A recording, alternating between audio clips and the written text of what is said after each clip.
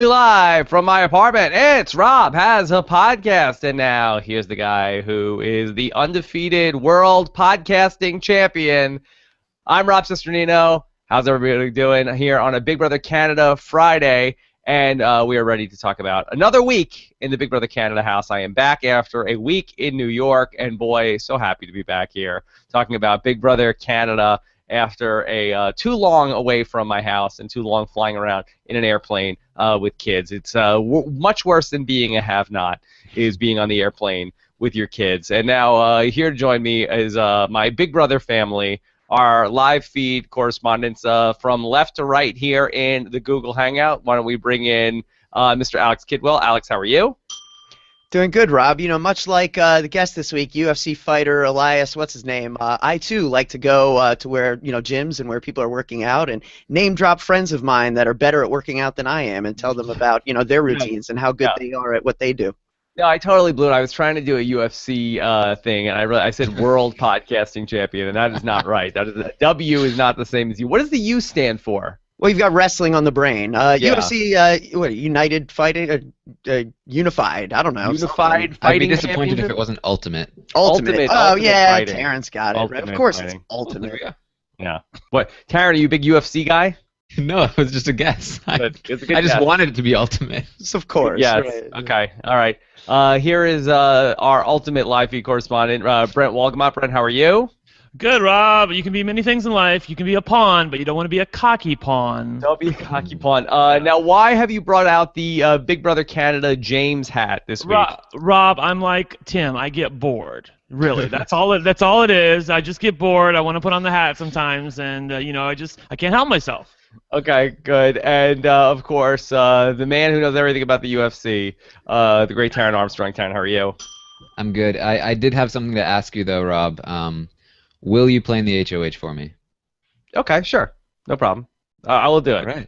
We'll do it. Easy? Anybody else? Anybody else have any requests? Hey, you already agreed to me. Nobody else gets to. I'll save my complaints for that cabinet. Yeah, save it for the cabinet. All right. So I thought this was a pretty weird week all the way around.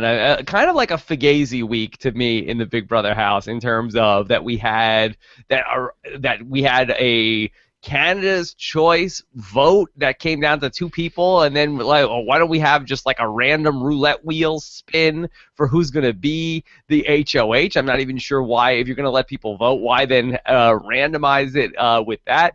So we had the brothers end up being the HOH for the week. Then we had where Maddie and Ramsey were up on the block, but then Ramsey, very unfortunately, has to leave the house.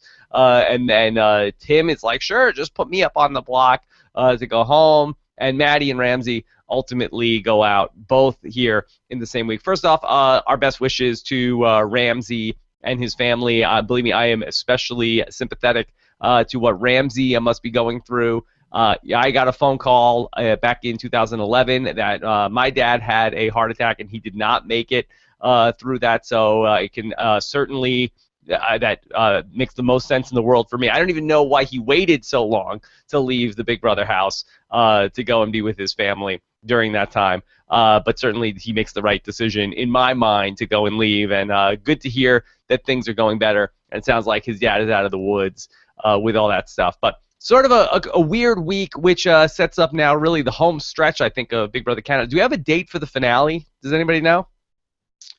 I do, but I have to pull it up. I mean, I think the Survivor finale is May 18th. I don't know how much longer Big Brother Canada is going to go. I feel like it's sort of like that same week or so has got to be around finale, right? Yeah, so it's the 12th of May. The 12th of May. So it's, wow. So we're really, I mean, what, 20 days away here? Yeah. Yeah. Well, they said on the show that it's going to be a double eviction next week. So after next week's episode, we'll be down to 5 house guests. So Right. yeah. Wow. So we're within 3 weeks of the finale? Yep. Yeah. Yeah, there we are. All right, wow, we're really cooking with gas here. So a really weird week. Just like I was gonna say, it feels like the midpoint of the season, but there's a lot of people that we have to get through to do this. You know, my big thing, and I'm not sure how much you guys explored this on Wednesday night with Jordan Brent, with where Ramsey won the veto this week. And so then we didn't have a veto ceremony. Ramsey left the game, and then they just said, oh, Ramsey used the veto on himself, took himself off the block, and then left the house. We didn't see that. Then we had to name a replacement nomination, and I just kept thinking, if Ramsey was going to leave the game, why not give his showmance, Maddie, the power of veto, so she too could take herself off the block? Ramsey could self-evict, go be with his family, and then the brothers have to put up 2 new nominations. Yeah, I'm not really sure is the answer. It's all those things you said are true. We did not see Ramsey use the power of veto on himself. In fact, he did not. I mean, that's just baloney. That the show included that at the beginning. And by the way, I have never heard that before. Previously, they said, Ramsey. Obviously, Ramsey intended to use the veto on himself. They said it in a future tense, but then now they're saying it in a past tense, like Ramsey used the veto on himself, which never happened because we didn't see it. I mean, he wasn't even there for it. So again, he wanted to use the veto on Maddie. That was his intention. Obviously, there was some discussion with production. It was a weird week. They didn't know exactly what to do. Production had to make a decision on the fly, and I don't know exactly what they told him, but it didn't happen, whatever happened. And so the brothers essentially got 2 for 1. They got both Maddie and Ramsey, both of their nominees out of the house, which I always felt was a little bit unfair, but that's Big Brother Canada. Yeah, I do think it was a bit unfair. To me, it's a bit like the Aubrey and Neil situation that we had on Survivor this season, where, and I'm going to spoil things from this season of Survivor that have already happened if you are DVRing like 6 episodes ahead, but where Neil ends up getting medevaced out of the game. He has the hidden immunity idol, and Aubrey thought he was going to give it to her. He ends up leaving with it as a souvenir. Now, obviously, Ramsey isn't saying, I'm taking the power of veto with me as a souvenir. You can't have it, Maddie. But you would have to think that this would happen. Alex or Taryn, do you have any sort of logical explanation of why this couldn't have happened, or it was just that it was not what production wanted for this week? I just think for whatever reason they decided that they wanted the week to go through. I guess they weren't super excited about having 2 double evictions or whatever they had planned to take this extra number out. I guess their reasoning was, if Ramsey hadn't heard this news, he would have planned on using the veto on himself. So prior to that, we're gonna cut. That's gonna be the cutoff, and we're gonna not allow him to use the veto on Maddie before he leaves because that wouldn't be fair.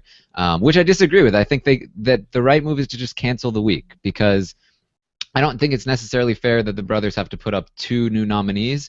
And I also don't think it's fair that they get to take out 2 nominees. So either way, I think the best move is to just cancel the week. They got one of their nominations out. That's the best case for all scenarios. Alex, do you get the sense that for some reason production did not want to keep Maddie around? Because I think that Maddie is somebody who's been a consistent source of drama for the show. I really don't understand the reasoning here because she's been somebody who's really stirred the pot. She's fought with Kelsey at every turn. She's fought with a number of the women in the house. She's always getting into something with somebody. So you could very easily keep her in the house. Ramsey would give the veto to her. You could either A, just say, okay, that was the eviction for the week, and then have sort of like an extended HOH competition going into the Thursday show. But to really hide behind, the integrity of the game, of the, that Ramsey won the veto, so he had to use it on himself, and then just to send Maddie out like a lamb to the slaughter, were they more afraid they were going to lose somebody else in this spot? I don't know. I've stopped really trying to put myself in the heads of production because I feel like a lot of things this season have been kind of questionable from a decision-making standpoint. I mean, we've touched on some of these twists seeming like they have short-term benefits and kind of long-term deteriorating effects on the quality of the gameplay. But like as far as this went, this is an unforeseen circumstance that they couldn't see coming at all, and there is no, like contingency plan in place, I'm sure, because they've never seen something like this happen. I think they just kind of, made a judgment call, and, there wasn't going to be a perfect answer, and this is probably not the closest thing there is to one, but it was an option, and it's the one they chose to roll with. Yeah, I'm just trying to wrap my head around, is this more interesting or less interesting from a TV perspective to have Maddie gone, because that she was that one last person left from that side of the house, and now I guess we just are sort of getting a clean slate here with these final 20 days or so of what does the board look like. And so going into this next eviction, I think it's going to be interesting to see how there's a reset. One of the interesting things I thought from this week was the idea that the brothers ended up being one of the top 2 picks for Canada's favorite. And I feel like I was talking about this a couple of weeks ago on the podcast where I said, are they in the mix, where we tried to sort of prognosticate who is Canada's favorite player right now? And we were talking about Joel potentially, but I brought up the idea of the brothers because of the corny stuff that goes on with them. Are people really falling in love with them?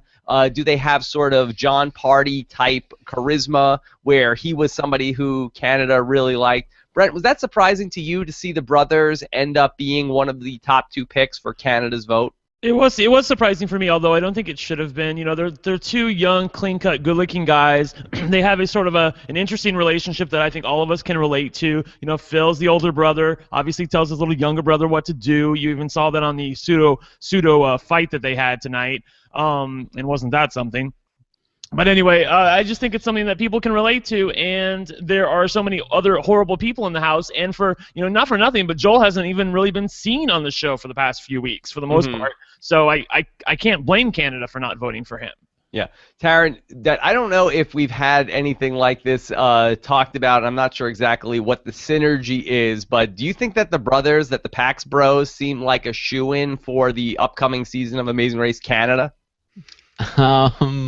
I don't know, because I feel like their edit kind of took a turn this week, where Tim is kind of calling them out for not making the bold move. So I'm not sure if their popularity is going to maintain. But it wouldn't surprise me. Granted, I haven't seen the show, but I think that the brothers are somebody that the show is trying to push a lot. So, you know. Yeah. After learning that UFC fighter was from Amazing Race Canada and knowing that that's now like the same production company, I think that's a pretty good call, actually. Yeah. Scott St. Pierre, of course, one of the Canada's favorite sons, who works with us on here on the podcast, that he says that Big Brother is on Global and Amazing Race is on CTV, so it's not all on CBS like we have here in the United States. But I wonder also, and Scott, feel free to weigh in on this, of that is this idea that the brothers have that the final 2 people should be Canadian. Is that playing with Canadian viewers, or do people say, like, hey, is that a turnoff for some of the viewers? I've seen some people on Twitter actually kind of going both ways. Like, Canadian people or Canadians, people? Yeah. Because I don't want to give my opinion, because my opinion is not qualified. You have a Canadian flag hanging What are in the your Canadians? house. Right, well, that's a show of solidarity. That's not, my transition to Canadian citizenship. I feel like, I've seen both, and I feel like most people are like, yeah, don't be xenophobic. The best player should win, and I feel like that's probably the correct take. Like, if the best player gets there, they knew the twist from day one was these are international players. That's at the same time, it's there are a few people out there, I think, who feel like this is Canadian Big Brother, and it almost cheapens the well, or whatever you want to say, makes us look bad by comparison if we've just brought in a free agent from Australia and he just cleans our clocks.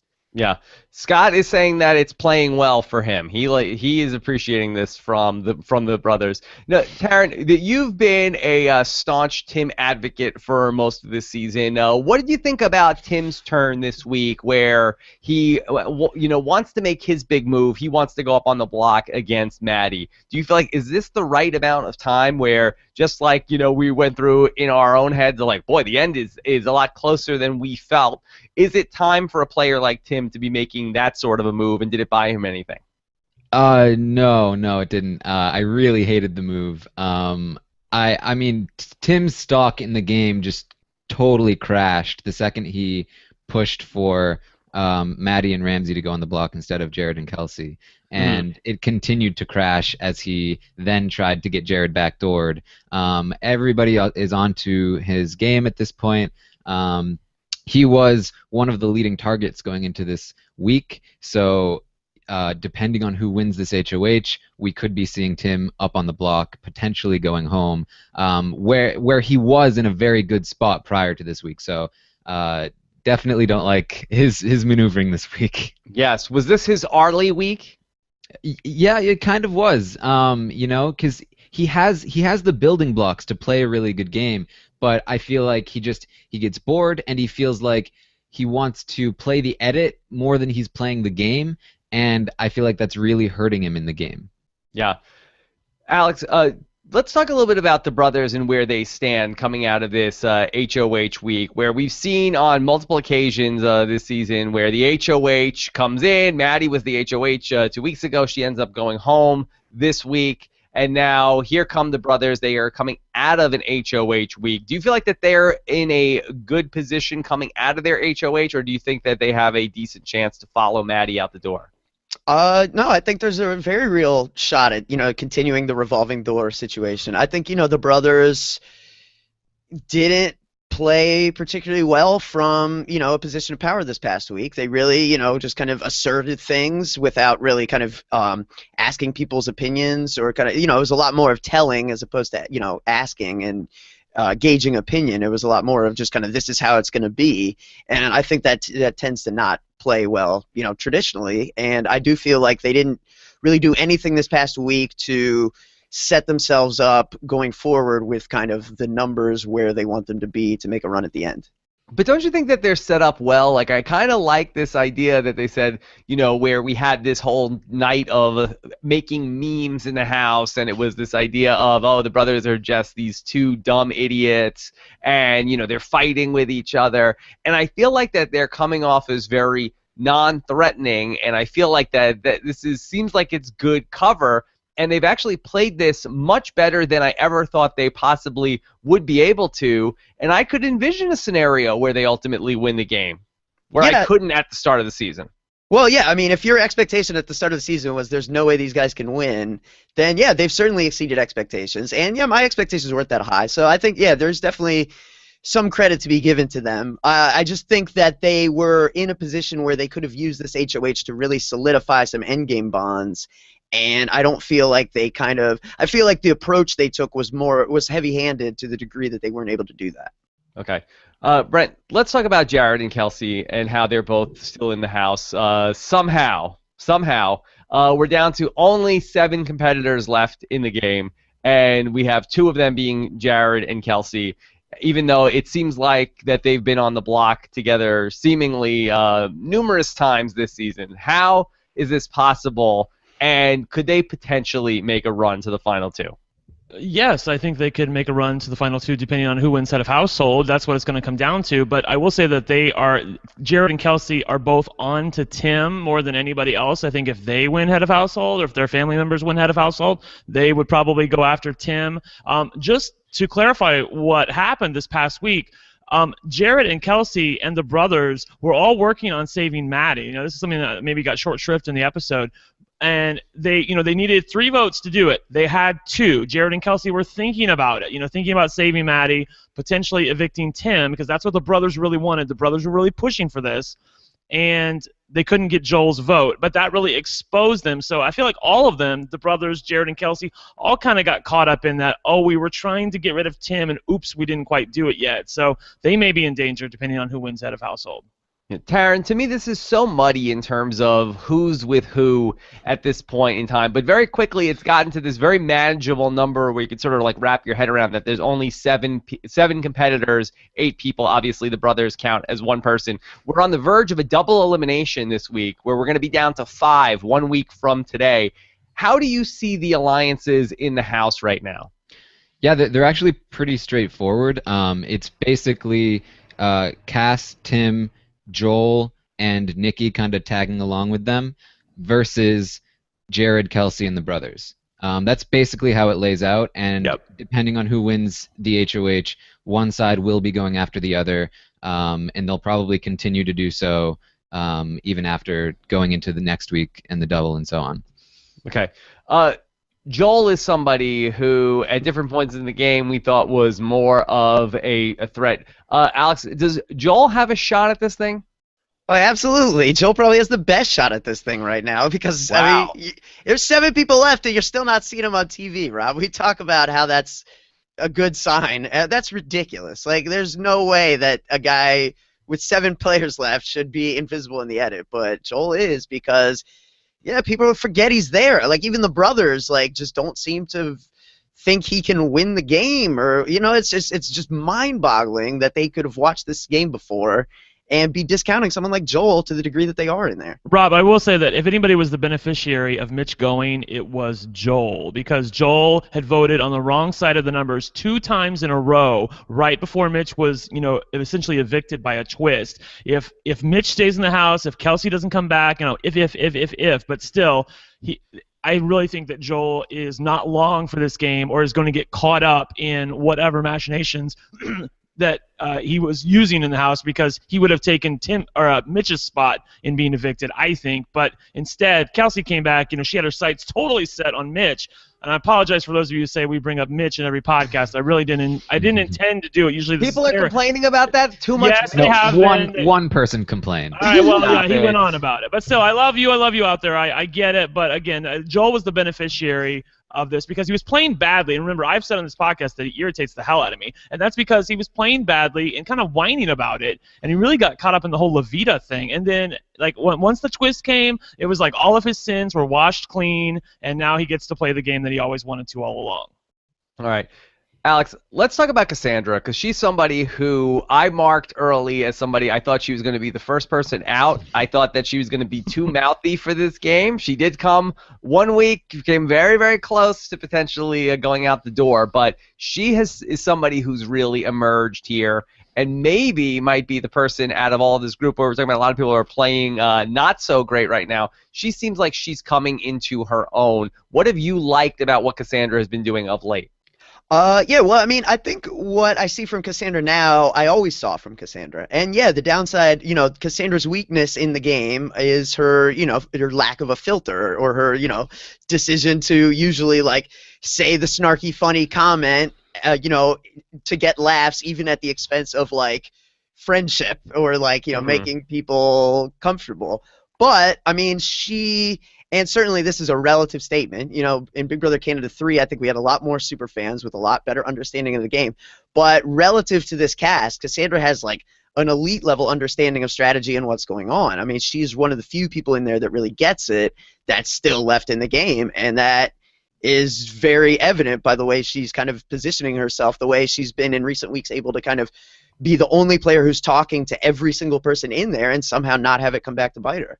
Yeah, I think that's been very impressive about her. Brent, now we saw her earlier this season get into it with Levita after the whole "I can't believe that bitch won" incident. But outside of that, she's been one of the few, especially from the women, that she was able to get along, at least even though she did not like people like Maddie, that she was able to at least fake her way through that. And I think that has really positioned her well here towards the end game. Yeah, she's a good actress, and she's also very fun on the feeds, and she's also very fun in the diary room. I really think she gives you everything you want in a Big Brother Canada contestant, and a Big Brother US contestant for that matter. I think she has insulated herself so well at this point in the game because, she's with Tim, and Tim's always going to be evicted before her.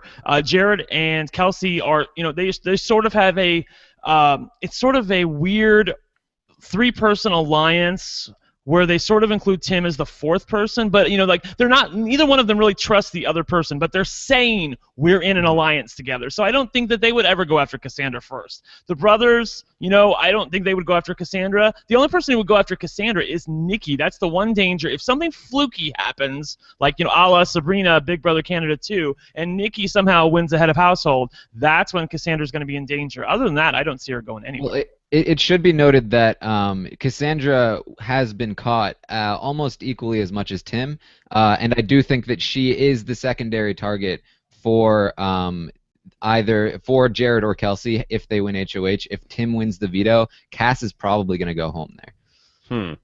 Now, Taryn, the one thing that Cassandra has been pretty dead wrong about this season, and we haven't had a chance to talk about this on the show a couple of weeks ago, and it was I think right before I was ending up going back home to Long Island, and I haven't been able to talk Big Brother Canada. She was reaching out to me on the live feeds for help. That apparently she got word through Joel that I could help her date Joe Anglim. Are you saying you can't, Rob? Yes. That she seems to be under the misconception that I can somehow set this up. That all she could think about is Joe's body, and apparently that she thinks that I have some pull there. All I could think about was Joe's body. Yes. Well, I hope you don't disappoint. Yeah. No, seriously, I don't know. watching her practice her exit interview with you in the mirror was absolutely my favorite moment of this entire season. And she clearly has no idea who I am. She clearly is like almost like, you know, Joel is like, yeah, if you go see the wizard, that he can grant you whatever you want. So just tell him that you want a date with Joe, and then he'll help you. There's Boston Rob? No. Yeah. No idea. Joel has mentioned Rob has a podcast multiple times and has explained like how the show works. He even mentioned my name, so he actually is like an avid listener. How did he say the show works? He was just like, they have correspondence go on, and they'll be like, oh, Taryn, who won the veto, and so on and so forth. I think it's like basically Brent tells everybody what's going on, and everybody else agrees. That's how the show works, right? Wow. Yeah. Who knew? The one person that we have not mentioned really at all has been Nikki, who is here and seemingly in no danger. It seems as though that her destiny all along was going to be a person in the final two who does not rack up any votes. Alex, do you still see that as the case for Nikki? It's interesting. I mean, you know, you look at this jury now. You've got like a Mitch and a Maddie. You know, they're not big fans of Kelsey. I mean, I could start to envision a scenario where Nikki now has, you know, one person in that house in Kelsey who's very unliked and got a second shot at the game that I think she's got a real shot against. I don't know about the rest of the field, but. Yeah. Rob, and I also wanted to bring up something really quickly. You know, remember Ramsey left the game, so now there's an even number of jurors, and that may be coming into play too. If Canada gets a vote, I'm sure they would probably vote for Nikki at the end if it's somebody unlikable that they don't really care for, or who hasn't gotten a very visible edit. So that's also a vote in Nikki's favor as well. Yeah, and Brett, go ahead. I guarantee that Mitch controls 3 votes in that jury. He has Maddie and he has Raul, and he obviously has his own vote. So I genuinely think that those 3 are going to be voting together. You don't think Nikki's going to tell Raul off in the final jury deliberation? Yeah, Raul would vote for Kelsey over Nikki. Come on, like what? I don't know. He Mitch might having all that time. Like, should I still do it? Raul We're talking was about the guy who still thinks that he played a good game, and that right, but he left because of them. He's in the jury with Mitch all this time, and he's like entranced by Mitch's 5 million YouTube subscribers. I think you're smoking your own whatever vapors over there. Yeah, that's not too what much time happened. Much time in Senzu with the Ginger Ninja. Yeah. No, I really do think like it's a fundamental mistake for anyone to put someone like Mitch as the foreman of a jury in a game like this, because you don't want someone like that to have so much influence. You know what I mean? Like if these people really knew what they were doing, they'd have taken him out 1 week earlier, or even, I guess, 1 week later if it has to come to that. But it's tough. Yeah, but if Nikki Graham wins this show, can we just stop podcasting about it? I mean, we go on here for like 12 weeks and talk about like, oh, did you see that move? Oh, look at this strategy. Oh, no, they really blew it. And here's somebody. I'm sorry. I don't think ahead, it's not going to happen, Rob. Don't worry. It's not going to happen. The only way it happens, I think, is if Kelsey gets to the end with Nikki. It's a slim possibility. I think anybody else beats her. I have to say, I think my favorite moment of the week was when the brothers were talking with Kelsey, and they were telling her how she has no chance in the game. And they were like, yeah, but you're not going to win. Stop it. You have no shot. That's mean. No, it's a fact. Like, I'm not trying to be mean, but I'm just saying that there's no way you're going to win the game. Stop it. That was really good.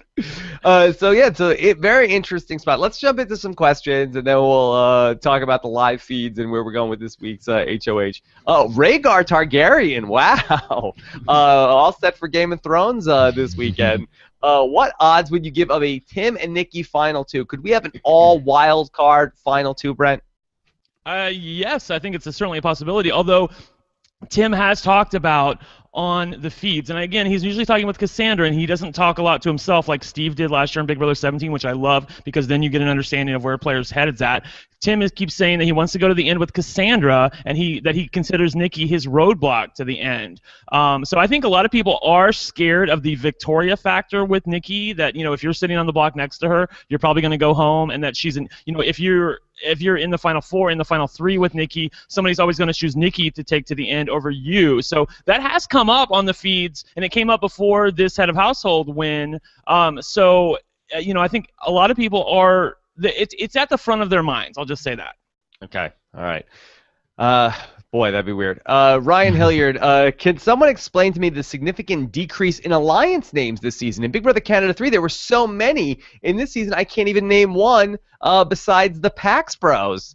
Yeah, what is going on here, Alex? Did Big Brother Canada shut this down? Was it like a memorandum issued by Marsha the Moose at the start of the season? You guys, we've changed the rules. We all had a name. Yeah, no, and so does you know, Tim and Joel and Cass are the Freak Show, you know. So no, it's not that there's, you know, something to it. I think it just speaks to last season was chock full of super fans who really were itching to get in there. Jordan Parhar in the house of like, oh, what's this alliance name? What's this alliance name? The Purple Cobras and, you know, all this kinds of silly nonsense. And this season you've just got a bunch of recruits who are like, all right, like Jared isn't a super fan of Big Brother, he's an athlete. So he's like, all right, are you on my team? All right, this is our team. You know what I mean? It's not an alliance with a name. What do you think? What do you guys think that we should name the alliance? What about, you want to name them the Eagles? Well, he actually probably had the most amount of named alliances with Third Wheel and Four Aces. That's true. So yeah, I think it's actually like just that there's less alliances in general. People were much more hesitant to commit to an alliance this season. There was a lot of talk about let's solidify this, let's name it, but it never came to fruition. A lot of that was because of this, you know, nebulous kind of middle group that never really wanted to solidify anything with anybody. And that kind of continued throughout the season, and still, the only solid alliance in the house now is the one with the numbers. Brian, what were you going to say? Well, no, just Taryn touched on it. It's because of this the mushy middle, and everybody the alliances are so fluid. The mighty middle. Well, that's what I called it. I called it the mushy middle, but whatever. It's fine. I didn't think it was that mighty, but it was mushy, all right, because you couldn't tell who was with who, and it makes our job a lot more fun because you can't tell who's lying to who. There have been times in the house where I see people talking, and, you know, they're saying we're in an alliance, and I'm kind of like, I don't really know if they're telling the truth or not, and I like that because last season on, you know, in Big Brother Canada 3 and even Big Brother 17 US, you definitely knew who was with who. It was never, you know, it was all about the competition wins. At least there is a little bit of intrigue as far as what the relationships are in the house, and there's always a few exceptions, like, you know, even though Cass is with Tim and Joel and Nikki sort of doesn't really like Cass, so you know, that's an interesting sort of thing going on there in their alliance. Okay. Let's take one from Casey, who says, is it a cult leader quality in Tim that makes him so good at Big Brother Canada? He's controlled the public's vote in Big Brother Australia. All right, so Taryn, you've said that you did not love the move that Tim made this week, but do you feel like that he has been like a cult leader? He has been in the past, yeah. He has that ability, just because he's so unique and he's so charismatic that he draws attention to himself, and he can sort of preach to people and give advice, and he was able to play that role for a really long time. But he went a step too far this week and overplayed, and people caught on to it, and now he's just kind of another player in the house right now. Yeah. Jeremiah says, if Nick and Phil are on the jury, could they be split up to make Ramsey's exit in terms of making one more jury vote? Boy, I don't think I love that. Do you guys think that we should be giving Pax Bros 2 votes? No, they told them that they would never be split up, And Big Brother made a big show of this, that they're one person, they're not going to be split up whatsoever. Plus, you have Big Brother Canada, where you have people voting people into the house. Of course, they're going to give it to Canada as a vote at the end if they don't do what they did last season, which is knock somebody off the jury, which you never know if that's a possibility. Plus, Phil hasn't allowed Nick to make any kind of executive decision this entire game. So why would the producers force his hand? Yeah. But that was Big Brother Canada 2 that Canada had a jury vote, right? They voted for John Party? Yes. Yep. Okay. Then Mike Bloom, the great Mike Bloom, did a nice job filling in for me on a number of different shows last week. What are the chances Mitch pulls a half Murphy during the finale? All right, I think we're probably over our Mitch quota for this episode, but real quick, Brent, what are the chances that Mitch proposes to his boo at the finale? Highly likely. I think that Mitch is going to take his foreman status very seriously, and if he can't win the game, he wants to make sure that somebody who he thinks is worthy wins the game. So I think he'll go all out for it. And propose? Well, no, it's I thought this was what was That's the the question? full Murphy. I thought we were just talking about Mitch advocating. Half. I'm sorry, that's the full. I got so confused. The other half. Which half? So, yeah, which half? I guess he could. The technical half Murphy is when you stand up and do a stump speech. Yeah. Of like, hey, don't be mad. Don't be mad at this person. Boston Rob played the best game. Right. You got to vote for them.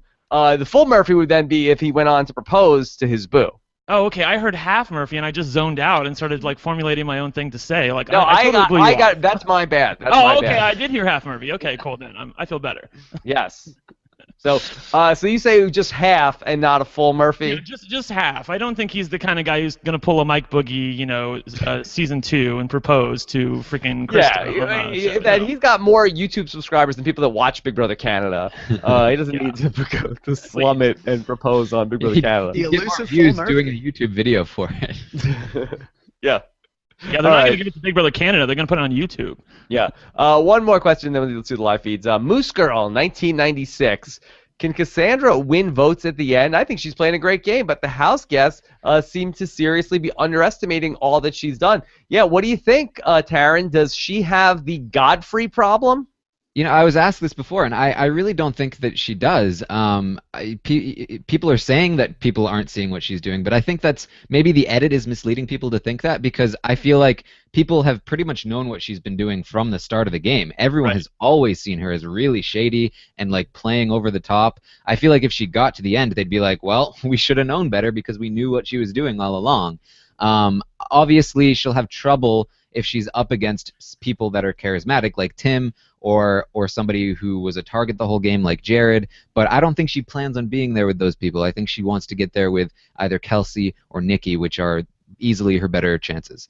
Brent, do you think, though, she has a Tim problem in that if she does get Tim evicted, if she is the cause of Tim's eviction from the game, don't you feel like Tim's going to be a poor sport about this and really lobby against her? Although I am the same person who said that Vanessa would not be a poor sport, and she would eventually vote for Steve at the end, and she clearly did not. Vanessa, I can't believe you did that. Anyway, I do believe that Tim would gladly vote for the person who got him out. He would feel it's incumbent upon him to give it to her if she successfully got him out of the house.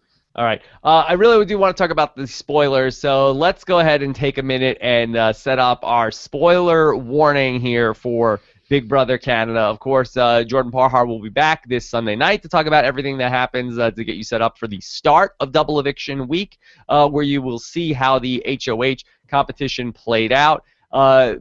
Before we talked about spoilers, do you guys like it that they did the family member thing? Terrible. No. Terrible. Okay. All right. So unanimous decision across the board. The live feed correspondents don't like it. So then Jordan will be back on Sunday. 1 week from today, we're scheduled to have Derek Levasseur here with us to talk Big Brother Canada. So I'm very excited about that. Okay, let's get into the Big Brother spoilers. Hit it, Ryan Elder. The Office of Civil Defense has issued the following message. This is a spoiler. Warning. A spoiler. Warning means that an actual spoiler against this country has been detected and that protective action should be taken. All right. Spoilers are here. It's time to talk about family members, falling rocks, and everything else in between. All right. Taryn, why don't you take us through the HOH competition from Thursday night? Well, basically, the winner of the competition was a father, and it was Cassandra's father. Oh, woohoo! Yes. He apparently came within, I think, 30 rocks of the 1,000 rocks, so very good on him.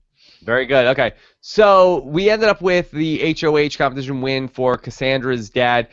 Alex, did they have any? What sort of like weird stuff did they end up doing that we had where Arisa was teasing like, oh, there'll be some other weird things that happen? Do you know any of the stuff that they did?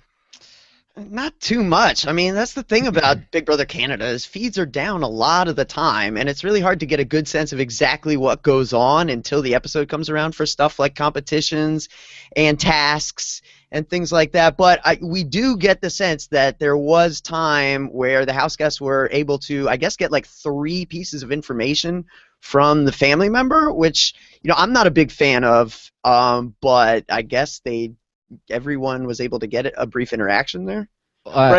Yeah, we do know that I'm pretty sure that the family members had some sort of decision to make that ultimately ended up having it so that there's no more have-nots for the rest of the season. Oh, right. I don't know how that played out exactly, but I'm pretty sure that's what they were talking about in the episode. That seems like a weird thing to have the family members vote on. Should there be have-nots anymore? I don't know if it was a vote or if it was like, you know, something else that they had to do. But yeah. Yeah.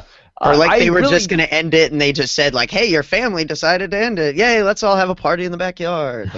So I really did like this competition when they did it in Big Brother Canada 3, where they were sort of like in the coffins, like holding on, and they had to, you know, it was like 1,000 seconds went by or whatever, and then it was like they put like worms on them, and then they had their family members talking to them. That was really cool last season. I feel like this was less cool. Brent, do you feel like that this was inspired at all after the Ramsey departure from the game, that they wanted to give everybody an opportunity to connect with loved ones? No, because they announced this on the previous eviction show before anything with Ramsey had ever taken place. What I think this was inspired by was yet another opportunity for Big Brother Canada to rig the HOH competition for Nikki to get it, because I said last week that this was Nikki's best shot to win head of household. You know, for some reason they put that stupid roulette ball out there and then she didn't win it. Again, now you have somebody else competing for Nikki, and well, he didn't come through again. So, you know, I just think, like, I agree with what Taryn said. This is terrible, Rob. Wait, Seriously. I'm not rejecting what you're saying, but I'm not following the logic of why would the roulette ball help Nikki's chances? No. What I'm saying is, like, I said last week was her best chance to win by having Canada vote. I don't know why they put the top 2 thing in there. Maybe they wanted to make it look more fair.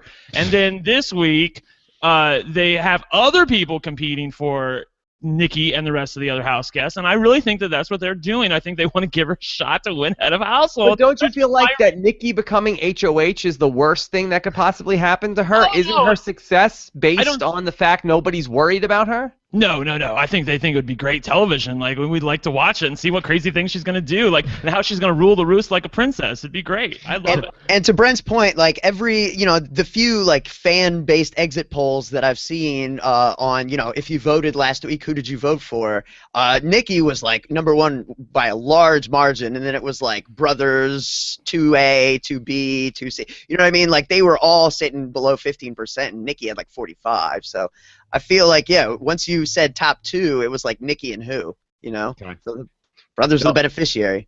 So it also seems like that they were trying to make Nikki not be the HOH by having the roulette ball. If she was going to be #1 with a bullet, then I feel like then you had a 50-50 chance that she wasn't going to be it, rather than just saying like, oh, whoever Canada voted to be the HOH. Well, that's what I never understood, because I felt like everybody wanted to see a Nikki head of household, and then they introduced that stupid roulette ball, which I think goes into their whole high roller thing. Maybe that's what they were. Somebody thought this up. Obviously, they didn't think it through. They screwed up. It was bad television. Goodbye.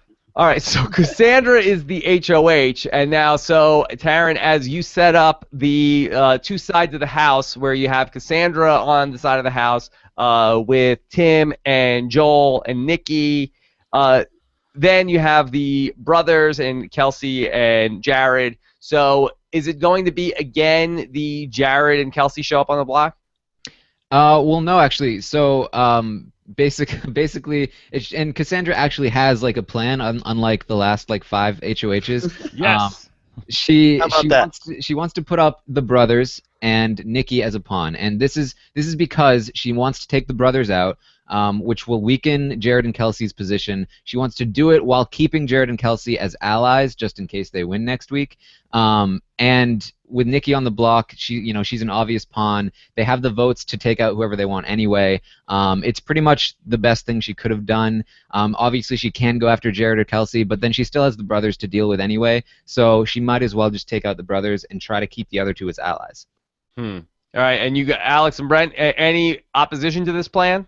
No, none whatsoever. I love this plan. There's only 4 people voting this week. As long as that Cassandra, Tim, and Joel stick together, they control exactly who goes home. Even if Nikki's not going to like being on the block, but she's going to put up with it. The brothers, I think, out of anybody, were probably a little bit anti-Cassandra, along with Jared and Kelsey. And so I like the fact that she's going to leave a couple in the house moving forward. If they get rid of the brothers, Jared and Kelsey are still in the house, and whoever wins head of household next week is likely to go after them. And even if Jared and Kelsey win, they're not going to go after Cassandra. They're going to go after Tim or somebody else. So I love this plan by Cassandra, and I love it that she has a plan.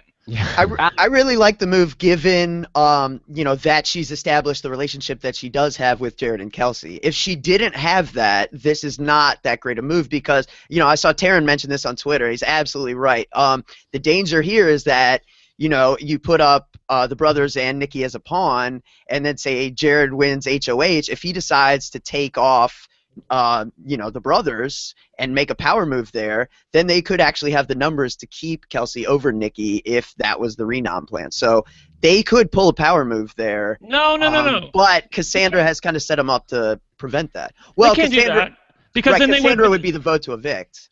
Yeah, Exactly. they'd still have the votes either way. What I was saying was that Jared and Kelsey should want to try to make that happen. Right. I don't see a way for them to do it though, Without alienating Cass. because Cass isn't stupid. Right, and Kelsey would be the renom, and so Kelsey, I'm sure Cass would say to Jared, if you use the veto on the brothers, I'm putting Kelsey up, and we're going to evict her. Yeah, and it should be noted that if the brothers win the veto, Jared is the backdoor option. Yes. Okay. Yeah. Now, I agree that seems like a pretty solid move for Cassandra, but I don't think that this seems so hot for Tim in terms of that. Yeah, Cassandra is able to sort of, I always like to use the analogy of the Jenga game. Cassandra's able to potentially make her move, take her block out. The whole tower is still standing. Nobody's mad at her. But I do feel like that Tim is left in the house as the biggest target on that side should Jared, in the likely event he becomes the HOH the following week. Taryn, I feel like that Tim is set up pretty poorly here. He's set up. He's not in a great spot. Again, he is probably the first target before Cass.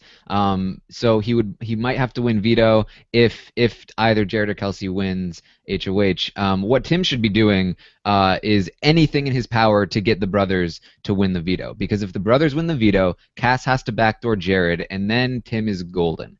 And so far his luck has been great. The fact that he didn't have to be the HOH this week is great for him, because Cass is the one up there taking all the blood. The more he can get her to be the face of this thing, the more he can kind of try and hide in the background. So he's still not in a great spot. He was in a really terrible spot. He's slowly climbing up at this point. And amidst all of this, no one is talking about Joel. Right, Yeah. right. Well, I was going to say that, what was my point? I forget what I was going to say. Never mind. All right, well, Alex, let me go back to you about the brothers in terms of where, it seemed like that they were in, a pretty okay spot, but now they are potentially on the verge of going out in the first part of the double eviction. What was the biggest mistake you feel like they've made in the game? It's just the showing their Everything. cards too overtly. It's letting everyone know where their minds are at all times. It's back and forthing. It's a lot of that. It's not like settling and deciding this is what we're gonna do. It's a lot of what Levita had a problem with when she was head of household. Is that what you need to do is make your plan in the first 2% of your HOH reign, and then spend the last 98% seeing it to fruition. You know what I mean? Making it happen, actualizing it. And instead, they spent so long just kind of, what are we going to do? Is this the right thing? Are we sure it's the right thing? That by the time you go to lock down the votes that you need, things happen, and then they decide they want to get rid of Tim, but at that point there's no way they can lock down the votes that they need to get rid of him. So they show their cards further and then aren't able to follow through. It's a mess. Yeah, if I had to narrow it down to one thing, I think it's trusting Jared and Kelsey. They should never do that, but they have been doing that all game. As soon as Cass won HOH, Jared and Kelsey ran straight to her and said, "Hey, the brothers have been talking about you. Don't nominate the brothers." And the brothers has still not thrown Jared and Kelsey under the bus. So they trusted them way too much, and down they go. Yeah, and it does seem like the brothers at different points would be like, oh, we got to get rid of Jared, and then there's the whole love triangle with Kelsey and who she kissed from them, and it seems like that they've never really gone to all out into war with them. Yeah, they keep going back. Jared has constantly wanted them gone, but they really want to bro down. I think Brent mentioned it before in a different podcast where they want to be the cool kids. They see Jared as the cool kid, and when they're with Jared, they feel like, ha, we're cool, and everyone else isn't. And that emotional drive has driven their game up until this point, and is likely going to be the cause of the end of it. I'll tell you what, though. I envision a future day when the Pax Bros are guests on a Big Brother Happy Hour, and it'll be a great podcast. It will be a great podcast. Two of them in one box. Phil is great. They'll be with the cool kids. Yeah, finally. Yeah. Finally. Right. Rob, by the way, if you haven't seen, I know you haven't watched the feeds. I know because you're a busy guy, but the feeds are so great right now because it's so great watching somebody who was, they had such HOH-itis last week. They had 5 different plans that they wanted to do last week as head of household, and they totally said we didn't have, HOH-itis. This was a flawless HOH. We're legends, bro. Yes, we were legends. So now it's a fall from grace. They know they're going to go up on the block. They're talking to each other, and I think this is where having somebody you can trust 100% absolutely does you a disservice because they are just feeding each other so much bullshit. They're just eating out of each other's hands like, we'll get out of this, she's not going to put us up, and we're the best, but we're the masterminds in this game. But, you can see that they're cowering in their boots. Like, it's so wonderful right now. It's always great feeds when someone takes a tumble off the top of the mountain, but especially when they did really nothing to get themselves to the top of the mountain to begin with, when they kind of just took the express elevator there. Yeah. Brent, was it Phil or Nick that said floaters get a life jacket? That was Phil, and boy did he mess that up. I mean, I called him out for that. Gosh, I mean, come on, if you're going to use the line, get it right. Take 2. Yes. Yeah. Cass had a conversation with them just earlier where she was like, I heard a bunch of stuff about what you were doing last week, but I don't believe it because you're not that dumb, right? And she knows that they did it. Like, she's just trolling them at this point. Yeah. Hey. Yes. We love Cass for that. And at which point the only answer they can give is, right, we're not that dumb. Yeah, no, all the things we know we did. Amazing. Okay. Let's take some more questions about Big Brother Canada and the Final 7. Moose Girl, 1996, is back. Can Cassandra win votes at the end? I think she's playing a great game, but the house guests seem to be seriously underestimating her. Well, let's just go and talk about this one more time, and in terms of Mitch's view of Cassandra. If he's the mayor of Ponderosa in the jury house, Taryn, do you think that he would, as the foreman of the jury, say, yes, let's give it to Cassandra? I think it depends on who she's up against. I think right now Mitch left the game thinking, okay, Tim is the mastermind here, and he hasn't seen Tim's downfall, and he likely won't ever really fully grasp it because he wasn't there to see it, and I don't think anyone else really fully grasps it. So if she's up against Tim, he may think like, oh, Tim did it. He made it to the end. He was the mastermind. If she's up against someone like Kelsey, I feel like, despite how he said he would vote for somebody like Kelsey, I think it would be obvious that Cass, dragged Kelsey there, and he would vote for Cass. Okay. It's a shame he doesn't have some live feeds or something to watch. Right? Like Kelsey and Levita. Okay. Nick McFarlane wants to say, did Tim seriously think Maddie was running a good house meeting? It was a disaster. Alex, could you take us through the house meeting? Sure, yeah. It was just totally shown so differently on the show because, it's clear. It should be clear to anyone who's ever studied an edit, right? That the only perspective you were getting on that house meeting in the show was Maddie's and Tim's in the diary room, which Tim is he's a diary room, he's a golden boy in the diary room. He'll jump as far as He'll do whatever you want him to do in He the diary tells a room. He'll say whatever completely you want him different to narrative say. in the diary room. So yeah, no, the house meeting did not go like that. Maddie did not gain traction when she sat everyone down in a room. She started a point, and Tim would shut it down, and she would fluster, and then she'd try again, and it was just it wasn't anything like what you saw on TV. I mean, Tim was very quick to just. I mean, he did start to get nervous towards the end. I mean, there was definitely. Like he brought out a little bit of aggression that we haven't really seen from him before, where he's kind of calling Maddie, Maddie, you said you weren't going to campaign with closed doors. What happened to that? I guess you're a little bit of a liar, Like, you could tell he was sweating a little bit because what she was saying rang very true, but she just wasn't persuasive enough to deliver the message in a way that the swing votes, like Joel, who's been in deals with Tim since the beginning of the game, were ever going to really hear at this point. By the way, we do have an exit interview with Maddie. I did speak with her this morning. It was a rather brief exit interview. She was very short with her answers. We will have that for you at the end of this audio podcast. Awkward. It doesn't surprise me. She did not. There are some people that they just talk and talk and talk. She was one of the people that in all of the exit interviews I've done, she was pretty, succinct with what she had to say. It didn't seem like she was annoyed with me or anything like that. I'm sure she didn't have any idea, know me from a hole in the wall. But she did not really want to pontificate about her game and what might have happened. No major twist on that one, I guess. Yeah. Okay. Then McDurkis wants to know who is getting evicted in the double. All right. So let's play this out. Let's say it happens as we are saying the brothers go out in part one. Brent, who is likely to go out in the second part of double eviction?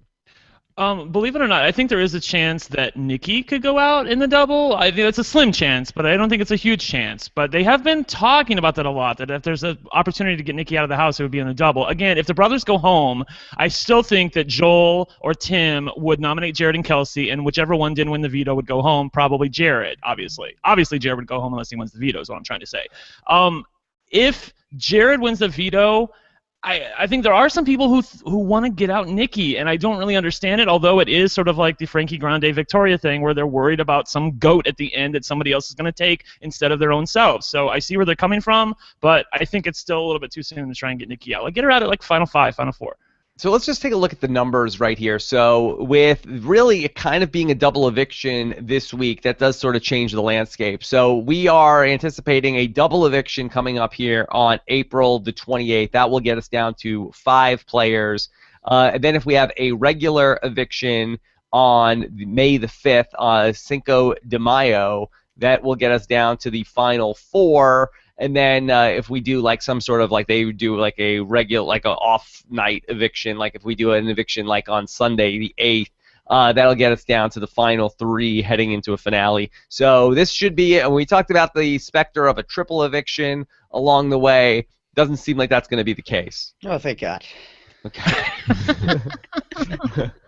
So the double eviction this week should get us back on schedule for a May 12th finale of Big Brother Canada. I do think the big fish, like if the bros were to go, I do think the big, the obvious fish in the pond are Tim and Jared. Depending on what side you fall, those should be the people that you're looking at as your number one target. Yeah, depending on which side wins HOH. That's right. Which I know Taryn loves that. Let's go around the horn real quick, and we're about 20 days out from the finale. Let's talk about who's going to win the season. Taryn, let's lock in your 3-week away pick. Oh man, I really,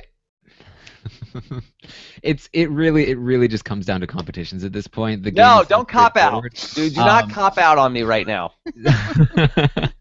I'm giving an explanation. Of course, it comes down to competitions. It's Big Brother. Well, it doesn't always. So I really feel like Cass has the momentum. I feel like she has the edit. I feel like I think Joel is positioned better, but I think that Cass has the momentum, so I'm going to go with Cass. Cass has the momentum. Okay, Taryn says Cass. Okay, Brent.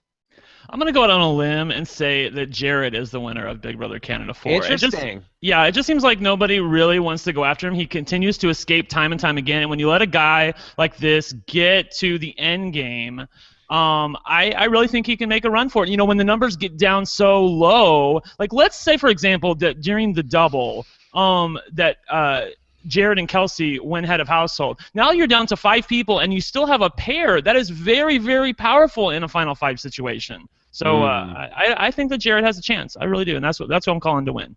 Okay, Alex. I've been saying for a few weeks, like, I expect Joel. I'm hoping for Cass.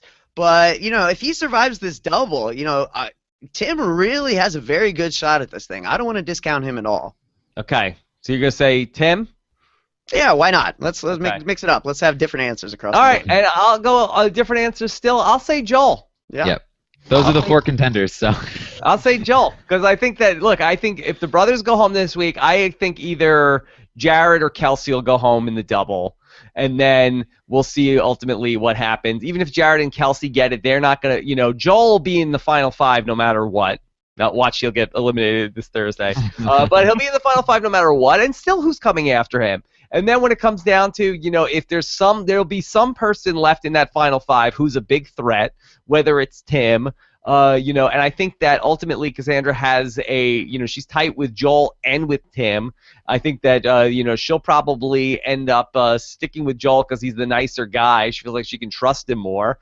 And then who knows? Like, if it comes down to some sort of a quiz at the end in that Final 3 immunity, Final 3 HOH challenge, which it typically does. We've seen it before with the Steves and the Ians where, if it comes down to some sort of a quiz, he could win that last challenge. Rob, I will say really quickly that I do see a way that Joel can go home, and it's if the brothers and Jared go home in some order during this week and then the double eviction. If Cass or Tim then gets power, they're looking at Kelsey and Nikki and Joel, and she's not going to evict Tim, so I think Joel's the obvious target in a Final 5 with that lineup of players. I think they would definitely understand, we should fear this guy at the end, but that's maybe me hoping a little bit because I really don't want to see him win. I think Cass might go for Tim before Joel. I think so too. Okay, all right. It'll be interesting to see for sure. Take a couple more questions. Christina Reyna, how do y'all feel about family getting a chance to speak to the house guests and how they seem to have revealed outside info about the game? Did the house guests find out about Prince?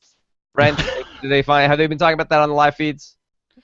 I have not heard it, no. If only they kept it to that kind of information that couldn't influence the game, Rob. No, they're learning about how fans feel about them and how, who they should talk to. They've been given, just the worst kind of info from family members. It really bothers me, to be perfectly honest, as a fan of this.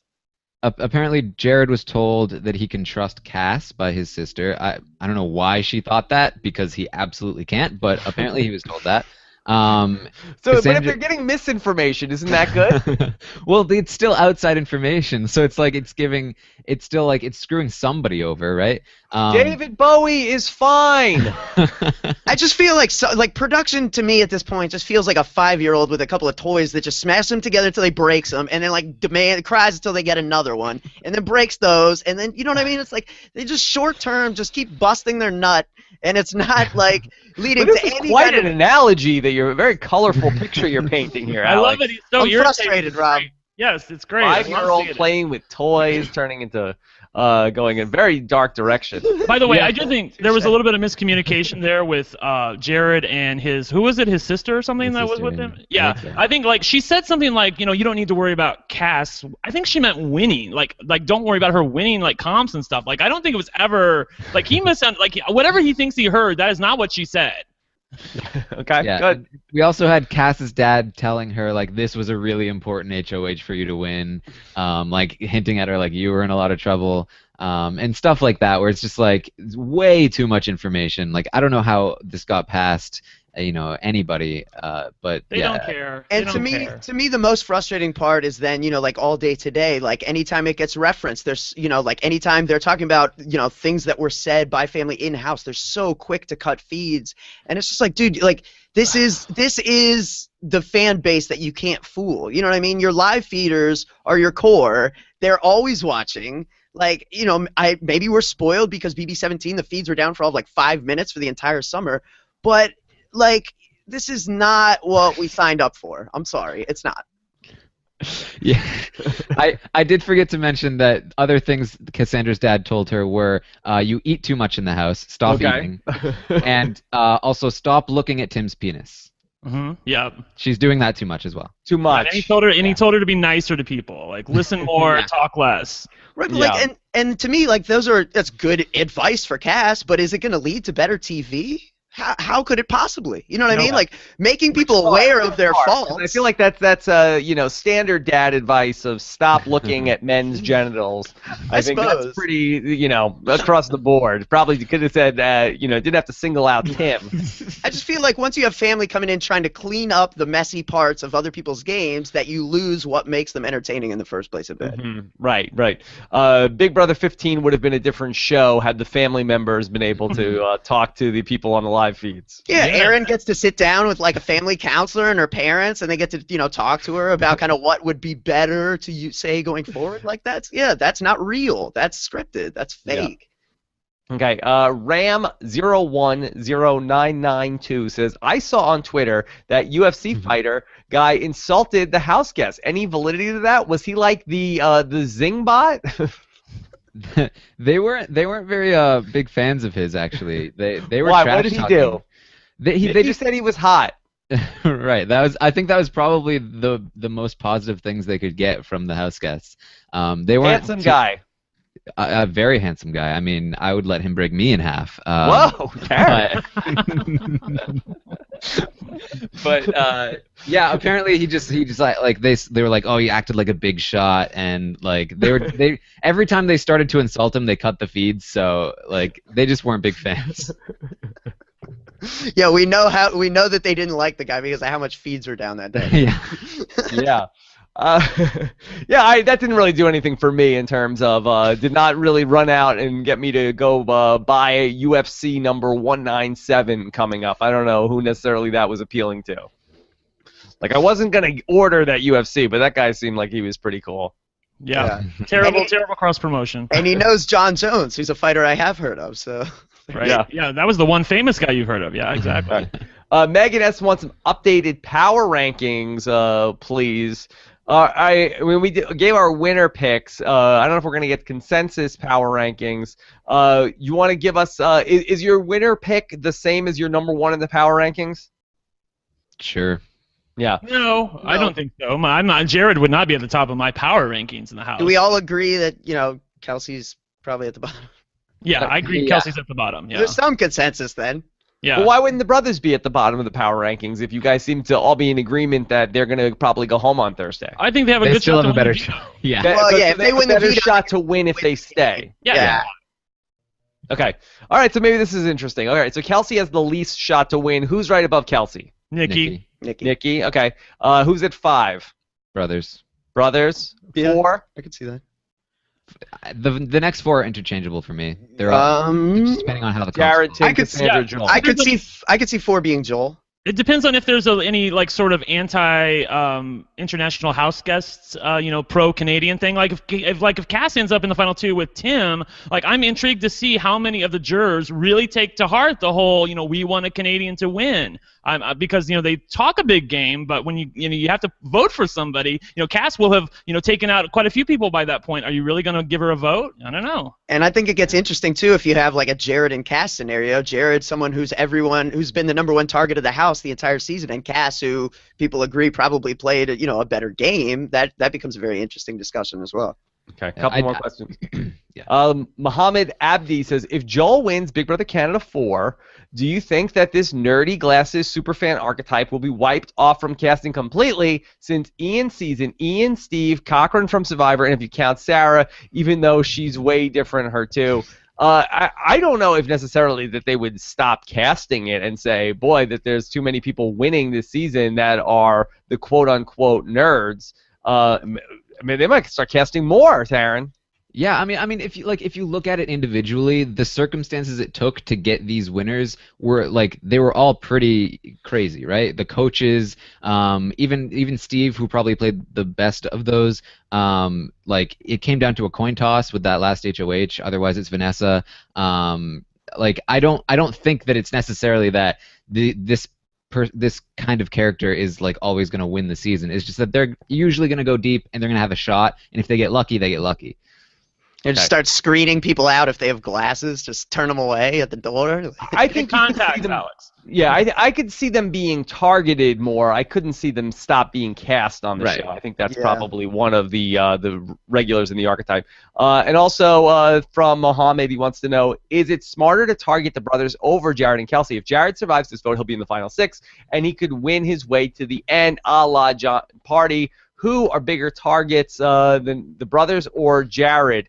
Do you guys see Jared having John Party upside? Sure. Obviously, I do, since I picked him for my my winner pick. I do think But he's. isn't there a big difference between being in an alliance with Kelsey and an alliance with Netta? And I was gonna say too. I think the average house guest is more like on better terms with John. Like I don't recall John ever saying to anyone like, if you don't vote this way, you're dead to me. Certainly Jared has had a heavier hand in the game than John played with. He's been successful, but I don't think their games are that similar because John was much more laid back in his approach. I Right, kind but of in terms of a disagree. comp run. Hold on, one at a time. Brett. That's okay. I'm sorry. I disagree. I do think that the majority of the house guests see Jared as someone who's trustworthy, who they like, who is it's amazing that he's made it this far. If he makes it to the end, I mean, I totally disagree with Alex in a Jared and Cass scenario. I think Jared takes it like hands down. I don't even think it's close. It would be like 9-0 or 8-1 or something like that. Kelsey's got to go out right away. I think if Kelsey is gone, I think he's much less of a threat. Possibly, I don't know though, but I think the house guests would still fear him. But there are some, again, if somehow there's a way for if Cass and Tim and Joel overthink this upcoming eviction and the brothers win the veto and they decide, you know what, we want to get rid of Nikki because they have talked about that. They have talked about that. If they get too cute with this, then I do think there's a way for them to lose the game to the brothers and Jared. Okay, don't get too cute. Okay, Ryan Hill, were the last 2 HOH comps a plot by Big Brother Canada production to get Nikki and HOH? Brent says it was. Alex or Taryn, do you guys buy this? I don't think they even have that much forethought. I just think they just throw things at the wall and then watch them fail constantly. Yeah, I think things are pre-planned. I just don't think that they have. I think they need someone on that staff who's willing to step up and be like, "This is a bad idea, and here's why." Someone who's seen past seasons and Are you knows willing to be that person, Alex? I'll be that person 2 weeks ago, Rob. Yeah, I mean, please call me anytime, day or night, Big Brother Canada. We can't lose you. I will do double time. I will work double. We're around the clock. Now, what we're covering is something that we can all be really, really happy with. Because I What think Up 5 says, what has to happen to turn this season around? Are we going to be disappointed no matter who wins? Now, I feel like that up until this point, we were talking about how this was a bounce-back season for Big Brother Canada. We like this season. Have you guys turned on the season, Taryn? Oh, I mean, I turned on it the second Mitch went home. Oh, you're out. You're out. Well, I mean, there's still some entertaining moments, but I feel like the twists have just been coming over and again and again since that happened. I think at this point we need a full asterisk next to the winner's name, with all the twists that have been happening, the random HOHs, the family member competitions, stuff like that. And the game has turned into this thing where it's all about the competitions now, and there's very little strategy happening left. I'm very bored watching the feeds. I think the first half was very fun, but I've seen this on Twitter. I'm not alone in here. A lot of people agree with me on Twitter. This isn't some random crazy opinion. Okay, And it's Alex easy and to- Brett, are you guys out on this season as well? I'm totally with Taryn, and I think it's Wow. easy. It's easy to say, BB Can is going to BB Can, right? Which is, what we've been saying all season. But, we're critical because we care, because we want to see this be the best product it possibly can be, and because we believe there's a way to do twists and to make entertaining television without compromising the integrity of the game. So, when we're passionate and, complaining and bitching on Twitter, it's not because we're, done with Big Brother Canada. Quite the opposite. We know we're sticking in for the long haul. It's an and we wanna see this intervention. be- exactly. Yeah, Big Brother is a loved one. Yeah. You got it. And Brent, you feel the same way on this season? You're out too on Big Brother Canada 4? No, I do not feel the same way. I love this season. I think that we have a great bunch of house guests here at the end with Tim and Cass and Joel and the brothers. I know Nick never talks, but Phil is fabulous. He's just crazy, and I love him for that. And Jared, I love having a guy like that at the end of some alpha male who has a chance to make a run at it. Who usually gets bounced out early. Mhm. I cannot disagree with them more. I do think there have been less twists this season. Look, here's the thing. I know the Mitch twist, it hurt. But besides that, everything else to me has been more of just like a crapshoot. Like, I mean, yeah, they put in these crazy, luck-based HOH competitions, but everybody had an equal chance to win them. And Taryn always says that HOH competitions are luck-based, like you shouldn't depend on them anyway. So I don't know how you can be out on it. I really like where the season's going, and I totally dismiss the fact that there should be an asterisk next to whoever wins this season's name, because if you're going to say that, then you have to say there's an asterisk next to everybody's name who's won Big Brother Canada going all the way back. Okay, well that's fine. But then that's so the asterisk should be before the number and not after the number on Big Brother Canada. Exactly. I mean, look, John Party does not win Big Brother Canada 2 unless Canada's HOH comes up. I mean, seriously, the first 5 was rolling at that point. Give me a break. Okay. It all comes down to the HOH competition that week. All right, well, let me just say, as somebody who has not watched the live feed, somebody who's only watching the TV show, I have really enjoyed this season of Big Brother Canada. I do feel like, I've said that I felt like that this week was kind of a fugazi week, just with everything that went on with the brothers becoming HOH just out of a random drawing, and then with Ramsey going home, and that really they can't control. I did think the thing with the veto was pretty wonky. So this week being the exception, I feel like that overall I've really enjoyed this season, and I think I look at a cast by, whereas on a Survivor season I sort of say, especially with the episodes, how many weeks were sort of just like dud episodes. But with the cast here at the Final 7, I don't think we have a dud here in this Final 7. And with all due respect to Ramsey, who seems like he was kind of a really nice guy, and we are very sympathetic to him, I think that he was probably one of the weaker cast members here in the season. So to lose him, I don't think that that's a big blow. And I feel like that there's at least something interesting about all these 7 people that are left. So it should be a very fun home stretch. I love totally Ramsey. co-sign that. Yes, love it. You love Ramsey?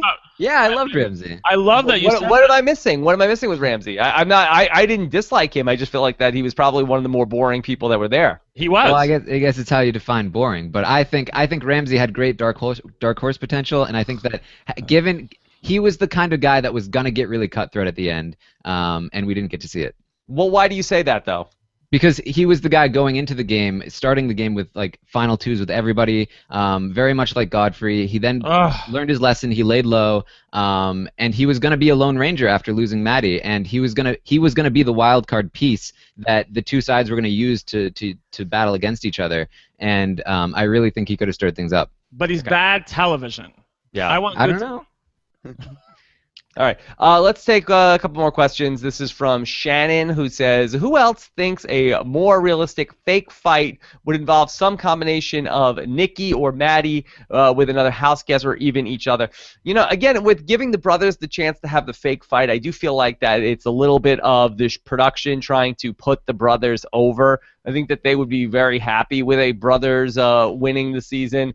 Do you feel like that's unfair, Brent, when they give random tasks? I feel like that Joel was the person who was getting them in the beginning of the season, but it seems like that the brothers get these kind of TV-friendly moments. I mean, I think they'd already decided that if the brothers make it, a good deal of the time, that they're going to eventually give them this task, especially after watching them all season, and how they interact with each other. It's sort of funny. I don't have an older brother or a younger brother, so I've never interacted with somebody this way, but I've never seen anybody act like this. You never get to see 2 brothers for this length of time. So I don't think it's unfair. I just think, again, Big Brother Canada is going to Big Brother Canada. This is what they're going to do. I think they like having the big brothers. I think they like having the brothers out in front. And, what do you want from me? That's the truth. I mean, it's how it is, I mean, I like the brothers, and I like the fact that they got a little bit of screen time. It was bad acting, but at least it was fun. I was going to say, I felt like this task hit a little close to home because, they've been fighting like this all season, not acting, and then, they're laughing during it, and people still believed it because this is how they've been interacting all season. So even though the acting was terrible, it's like these guys have been at each other's throats. Maybe we do need to step in here. So to me, it's not it's not great TV because these guys are probably going to have legitimate issues to work out when they get back home. And who's paying for the therapy? Big Brother Canada, you? Yeah. All right. And then finally, Colin Stone, the great Colin Stone, your roommate from Podcast House. Yes. He wants to know, what are the odds Nikki pulls a full topaz. By the way, Colin was co-hosting with our own Sarah Freeman this past week on the Dom and Colin podcast. The odds of Nikki pulling a full topaz. Now what is a full topaz? Now is a full topaz voting for the wrong person at the final jury vote and then also doing something else? Is there a half topaz? I think maybe a half topaz is and then getting into a Alec at the finale. Getting into a showmance with someone who secretly hates you? Yeah, I don't know. All right.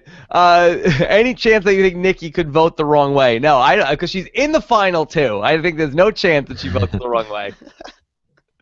I think even if she's in the jury, Mitch will be drilling into her very specifically. Make sure you don't get it wrong. You vote for the one you want to see win, Nikki. Yes.